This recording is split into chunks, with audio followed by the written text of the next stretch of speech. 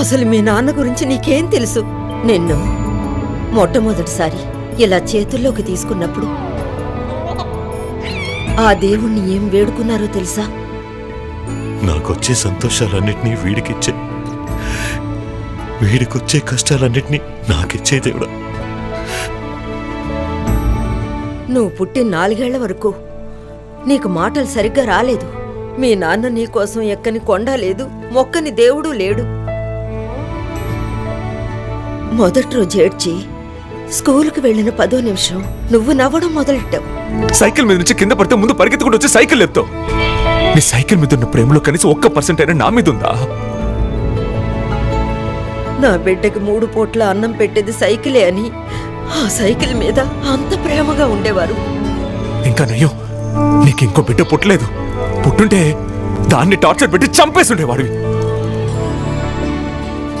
తన ప్రేమ మొత్తం నీకు మాత్రమే దక్కాలని ఇంకో బిడ్డ కూడా వద్దనుకున్నారా మీ నాన్న? ఎక్కడ ప్రేమ చూపిస్తే నువ్వు బాగా చదవనుకుని తన ప్రేమ మొత్తం దాచుకుని కఠినంగా ప్రవర్తించారు. నువ్వు చూసిందల్లా అది కావాలి ఇది కావాలని అడుగుతావు. నా బిడ్డ అడగగానే వాడిని వెంటనే ఎత్తుకుని కొట్టుకు తీసుకెళ్లి కొనివ్వాలనిపించింది. కానీ చేతిలో డబ్బులు లేవే. సినిమా కోరిక రాగానే తిన్నగా నీ దగ్గరికే వచ్చి చెప్పాను. ఊళ్ళో నన్ను డైరెక్టర్ వాళ్ళ నాన్న అని అంటారుగా.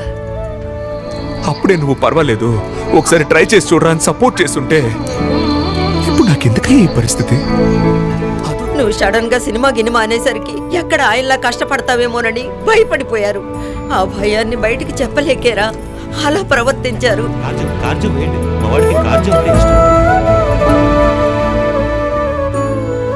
ఏమయ్యా, ఇంతవరకు నువ్వు నా కోసం ఏం చేసావయ్యా? నా కోసం ఏం చేసావని నువ్వు నీ బాబుని అడిగావు.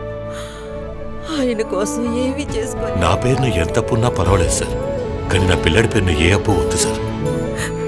ఒక్కరోజు కూడా ఓ తండ్రిలా లేరన్నావు, కానీ ఒక్కో రోజు నీకు తండ్రిగా మాత్రమే రా ఉన్నారు. మీ నాన్న పాదాలు ఏనాడైనా చూసావారా? ఆ పాదాలు చూసుంటే నువ్వు అలా మాట్లాడేవాడివి కాదు.